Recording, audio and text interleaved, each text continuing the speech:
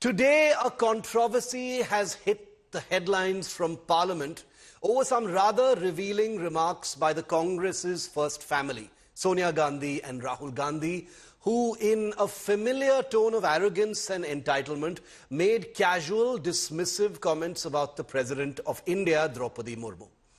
As President Murmu delivered her address at the opening of the budget session, a speech that has always been a ritual roll call of government activities, no matter which government has been in power, Sonia Gandhi was heard remarking she was getting very tired by the end. She could hardly speak, poor lady.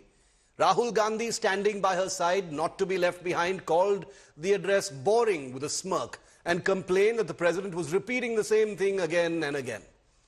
Now let's pause for a moment and analyze this. This isn't just a slip of the tongue. This is a telling reflection of the sheer smugness and casual disdain that the Gandhis have for those outside their elite political circle. Their words drip with condescension. Poor lady, mocking the country's first tribal woman president, a leader who has risen from humble beginnings and untold suffering to hold the highest constitutional officer. Poor thing. So boring, same thing over and over again.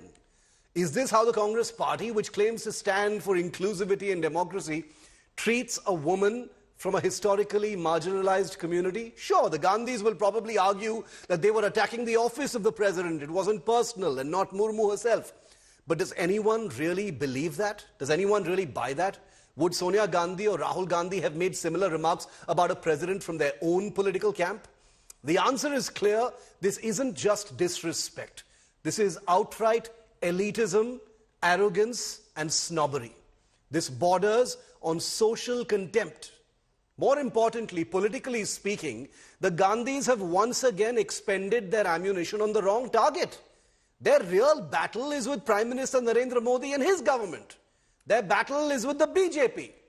But instead of focusing their entitlement and barbs and sarcasm on Modi and his party, they choose to imperiously belittle President Murmu, someone who merely reads the address prepared by the government, no matter whether you like it or not. It has happened with every president, including under the Congress's governments in the past. By showing such casual, juvenile snobbery for Droupadi Murmu, the Congress first family has unwittingly displayed its lack of priorities, its elitist mindset, alienating the very voters they claim to fight for. What's even more ironic is that this comes from the same Congress party that never fails to lecture others on democratic values and constitutional propriety. And yet here they are making flippant, disdainful, outright condescending remarks about the head of the state. Poor lady, she must be so tired. Simply because she doesn't fit their notion of elite privilege, certainly doesn't belong to their political camp.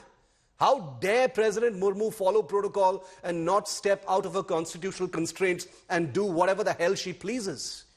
The question now is, does the Congress party even realize how juvenile and needlessly smug and haughty and arrogant their first family has been today?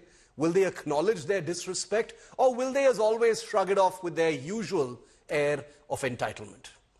One thing is certain, the Gandhis may have thought that they were making an offhand remark, but in doing so, they've exposed the very arrogance that perhaps in some ways has distanced themselves from the people of India.